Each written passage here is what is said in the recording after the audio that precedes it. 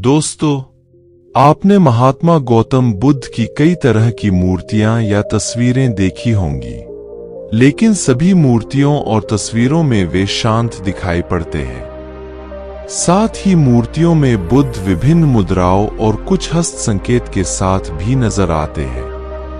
क्या आप जानते हैं कि आखिर क्यों सभी मूर्तियों में शांत नजर आते हैं बुद्ध, और क्या है उनकी विभिन्न मुद्राओं और हस्त संकेतों का अर्थ? आइए जानते हैं इसके बारे में। तो दोस्तों, इसे अंत तक जरूर देखें। बुद्ध बचपन से ही शांत और गंभीर स्वभाव के थे।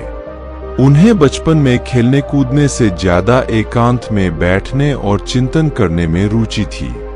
इस कारण उन्होंने सांसारिक और पारिवारिक मोह का त्याग कर दिया।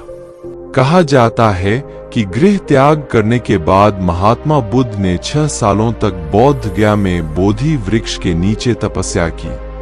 उनके मन में कुछ गूढ़ सवाल थे, जिस कारण उन्होंने 6 सालों तक तपस्या की और इस दौरान उन्होंने अपने शरीर को खूब तपाया।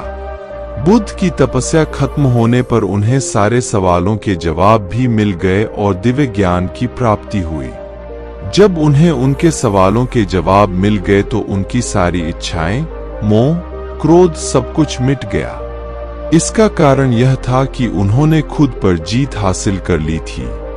इसके बाद बुद्ध के मन में कोई नया विचार उत्पन्न नहीं होता था। यदि कोई विचार आता भी तो उत्तर भी बुद्ध के भीतर ही मौजूद होता था। इस कारण बुद्ध का स्वभाव तप करने और सवालों के जवाब प्राप्त करने के बाद पूरी तरह शांत और नम्र हो गया, जैसा कि बुद्ध की प्रतीकात्मक मूर्तियों और तस्वीरों में देखा जाता है।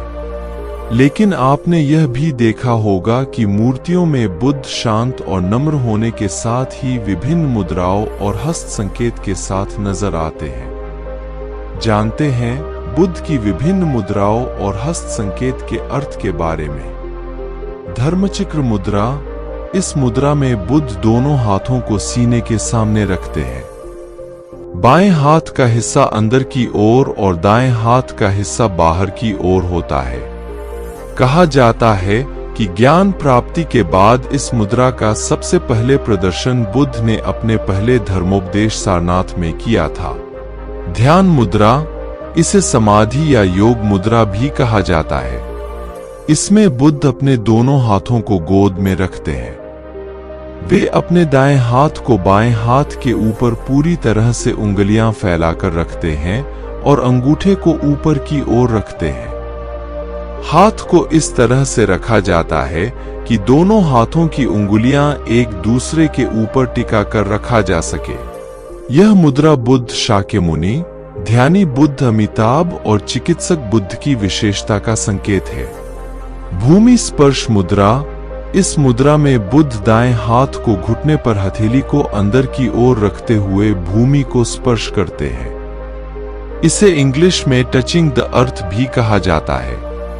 बुद्ध की यह अवस्था ज्ञान प्राप्ति के समय का प्रतिनिधित्व करती है, क्योंकि बुद्ध का कहना है कि उनके ज्ञान प्राप्ति की साक्षी भूमि ही है।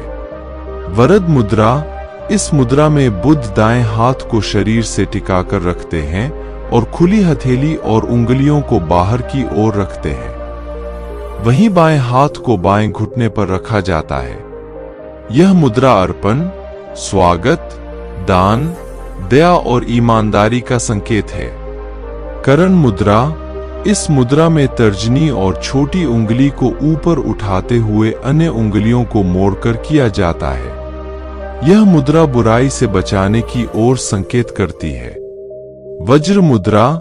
इसमें बाएं हाथ की तर्जनी को दाएं मुट्ठी में मोड़कर और दाएं हाथ की तर्जनी के ऊपरी भाग से दाएं तर्जनी को छूते हुए या चारों ओर घुमाते हुए किया जाता है। बुद्ध की यह मुद्रा उग्र वज्र के 5 तत्वों वायु, जल, अग्नि, पृथ्वी और धातु के प्रतीक को दर्शाती है।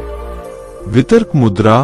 इस मुद्रा में बुद्ध अंगूठे के ऊपरी भाग और तर्जनी को मिलाए हुए होते हैं और अन्य उंगलियां सीधी होती है।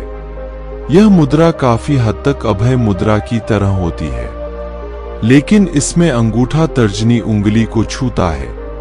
यह मुद्रा बुद्ध की शिक्षाओं के प्रचार और परिचर्चा का प्रतीक माना जाता है।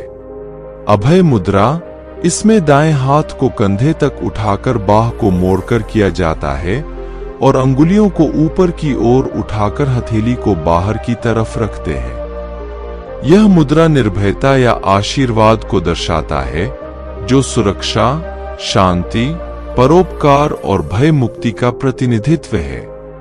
उत्तरबोधि मुद्रा, इसमें दोनों हाथ जोड़कर हृदय के पास रखते हैं और तर्जनी उंगलियां एक दूसरे को छूते हुए ऊपर की ओर होती है, वहीं अन्य उंगलियां अंदर की ओर मुड़ी होती है। यह मुद्रा दिव्य सार्वभौमिक ऊर्जा और सर्वोच्च आत्मज्ञान की प्राप्ति को दर्शाती है। अंजलि मुद्रा, इसे नमस्कार मुद्रा या हृदयांजलि मुद्रा भी कहा जाता है। इसमें बुद्ध के हाथ पेट और जांघों के ऊपर होते हैं। दायां हाथ बाएं के आगे होता है। हथेलियां ऊपर की ओर, उंगलियां जुड़ी हुई और अंगूठे एक दूसरे के अग्रभाग को छूती हुई होती है। उम्मीद है कि इस वीडियो ने आपको बुद्ध की विभिन्न मुद्राएं एवं हस्त संकेत और उनके अर्थ समझने में मदद की होगी। दोस्तों, आपको हमारी वीडियो पसंद आए तो हमारे चैनल को सब्सक्राइब करना ना भूलें। नमो बुद्धाय।